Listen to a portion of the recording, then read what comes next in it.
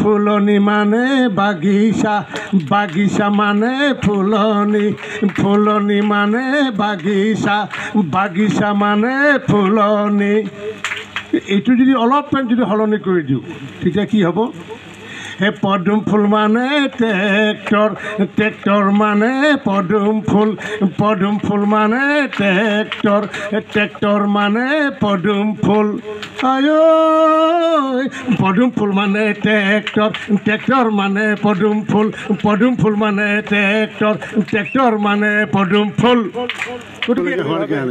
গতিকে সেইকাৰণে ট্ৰেক্টৰ মানে পদুম ফুল, পদুম ফুল মানে দিয়া। আমি গোৰ্খা সমাজৰ কাৰণে কি কৰিছোঁ কি কৰা নাই, IMDT ক্ষেত্ৰত, আমাৰ মাটিৰ ক্ষেত্ৰত, ডি ভোটৰ ক্ষেত্ৰত সকলো কথা কৈছে। মাত্ৰ আমাৰ প্ৰেম তামাঙে কৈছে কি যে আমাৰ কিছু মানুহ আছে আমি এডজাষ্ট কৰা নাই। এডজাষ্ট কৰিম, সময় আহিব লাগিবতো। এটা সময়ততো আমাৰ একোৱেই নাছিলে BTAD-ত।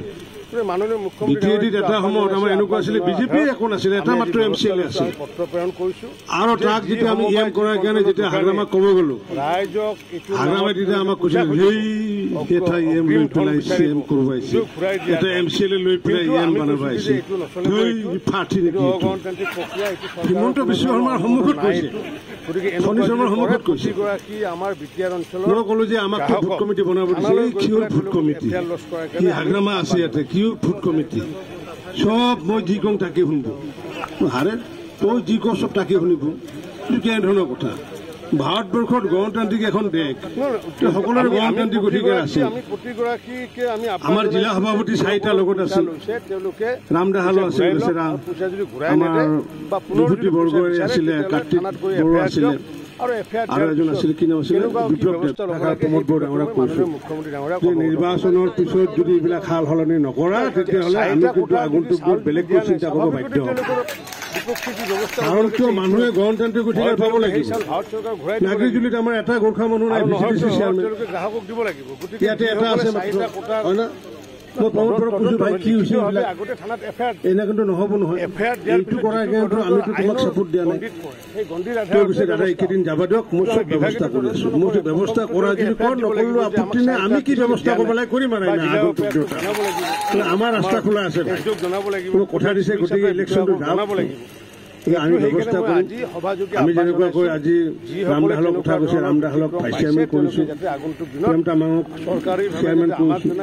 ৰাম দাহালক যদি চেয়াৰমেন কৰিব লগা হয় প্ৰেম তামাং আউট হৈ যাব, গতিকে চেয়াৰমেন কৰি পেলাই ভাইচ চেয়াৰমেন ৰাম দাহালক কৰিছোঁ। গতিকে আমাৰ যিসকল আছে সকলোকে আমি আগন্তুক এডজাষ্ট কৰিম, লাহে লাহে হ'ব। কাৰণ একো আমাৰে একো নাছিলে, আমাৰ এটা মাত্ৰ MCLA আছিলে BTAD, আজি 8টা নে 9টা EM।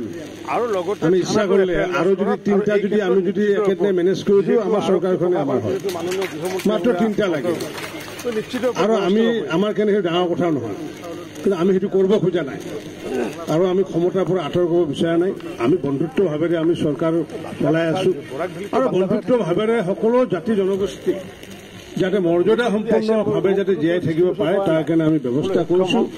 নিশ্চিতভাৱে এইখিনি হ'ব বুলি মই আশা ৰাখিছোঁ। আপোনালোকক সকলোকে মই শ্ৰদ্ধা জনাইছোঁ। আপোনালোক প্ৰমোদ বৰডাঙৰাক কৈছোঁ নিৰ্বাচনৰ পিছত যদি এইবিলাক সাল সলনি নকৰা তেতিয়াহ'লে আমি কিন্তু আগন্তুক বেলেগকৈ চিন্তা কৰিব বাধ্য হ'ম। কাৰণ কিয় মানুহে গণতান্ত্ৰিক অধিকাৰ পাব লাগিব। নাগৰিকজুলিত আমাৰ এটা গোৰ্খা মানুহ নাই, VCDC চেয়াৰমেন ইয়াতে এটা আছে, হয় না? মই প্ৰমোদ বৰক কৈছোঁ ভাই কি হৈছে এইবিলাক, এনে কিন্তু নহ'ব নহয়, এইটো কৰাৰ কাৰণেতো আমিতো তোমাক ছাপোৰ্ট দিয়া নাই। তেওঁ কৈছে দাদা এইকেইদিন যাবা দিয়ক, মই চব ব্যৱস্থা কৰি আছোঁ। মই ব্যৱস্থা কৰা যদি কৰ, নকৰিলেও আপত্তি নাই, আমি কি ব্যৱস্থা কৰিব লাগে কৰিম আৰু আমি আগন্তুক দেউতা। আমাৰ ৰাস্তা খোলা আছে ভাই, কথা দিছে, গতিকে ইলেকশ্যনটো যাওক, আমি ব্যৱস্থা কৰিম। আমি যেনেকুৱাকৈ আজি ৰাম দাহালক কথা কৈছে, ৰাম দাহালক ভাইচ চেয়াৰমেন কৰিছোঁ, প্ৰেম তামাঙক চেয়াৰমেন কৰিছোঁ। ৰাম দাহালক যদি চেয়াৰমেন কৰিব লগা হয় প্ৰেম তামাং আউট হৈ যাব, গতিকে চেয়াৰমেন কৰি পেলাই ভাইচ চেয়াৰমেন ৰাম দাহালক কৰিছোঁ। গতিকে আমাৰ যিসকল আছে সকলোকে আমি আগন্তুক এডজাষ্ট কৰি লাহে লাহে হ'ব। কাৰণ একো আমাৰে একো নাছিল, আমাৰ এটা মাত্ৰ MCLA আছিলে BTAD, আজি 8টা নে 9টা EM। আমি ইচ্ছা কৰিলে আৰু যদি 3টা যদি আমি যদি একেদিনাই মেনেজ কৰি দিওঁ, আমাৰ চৰকাৰখনে আমাৰ হয়, মাত্ৰ 3টা লাগে। আৰু আমি আমাৰ কাৰণে সেইটো ডাঙৰ কথা নহয়, কিন্তু আমি সেইটো কৰিব খোজা নাই আৰু আমি ক্ষমতাৰ পৰা আঁতৰ কৰিব বিচৰা নাই। আমি বন্ধুত্ব ভাৱেৰে আমি চৰকাৰ চলাই আছো আৰু বন্ধুত্ব ভাৱেৰে সকলো জাতি জনগোষ্ঠী যাতে মৰ্যাদা সম্পূৰ্ণভাৱে যাতে জীয়াই থাকিব পাৰে তাৰ কাৰণে আমি ব্যৱস্থা কৰিছো। নিশ্চিতভাৱে এইখিনি হ'ব বুলি মই আশা ৰাখিছো। আপোনালোকক সকলোকে মই শ্ৰদ্ধা জনাইছো। মইতো সেইদিনা প্ৰতিজ্ঞা কাঢ়িছিলো যে এই আসনত আমি ভাৰতীয় জনতা পাৰ্টি বহিম আৰু আজি প্ৰমোদ বৰক লগত লৈ পেলাই আমি বহিছো। আজি আমি শান্তি স্থাপন কৰিলো, আমি বিজেপি কৰিলো। 14 চনত যেতিয়া নৰেন্দ্ৰ মোদী ডাঙৰীয়া প্ৰধানমন্ত্ৰী হোৱাৰ পিছত ৰাজনাথ সিং যেতিয়া আহিল গৃহমন্ত্ৰী, 14 চনতে গণ্ডগোল হৈছিলে নহয়, আহি পেলাই লগে লগে নৰেন্দ্ৰ মোদী ডাঙৰীয়াই পঠাই দিছে, ৰাজনাথ সিঙক পঠাই দিছে। আৰু পঠাই দি পেলাই কি কৰিলে, ৰাজনাথ সিঙে তাতে 1 মিনিট 7 ছেকেণ্ড আছিলে মাত্ৰ। 1 মিনিটত 7 ছেকেণ্ড ক'লে যে কাল से ऑपरेशन क्लियर होगा, जो करना है तुम लोग करो, मैं भारत सरकार से जो मदद देना है मैं मदद देगा। और সেইদিনাখন ৰাতিৰ পৰা অল ক্লিয়াৰ অপাৰেশ্যন কৰাৰ পিছত চব ঠাণ্ডা হৈ গ'ল। আগতেতো ৰাতি কি আছিলে, যদি বেলটো পৰি যায়, বেলটো পৰি গ'লেও বাচ্চাটোক মাকে কোলাত লৈ কিডনেপ কৰিব আহিল নেকি।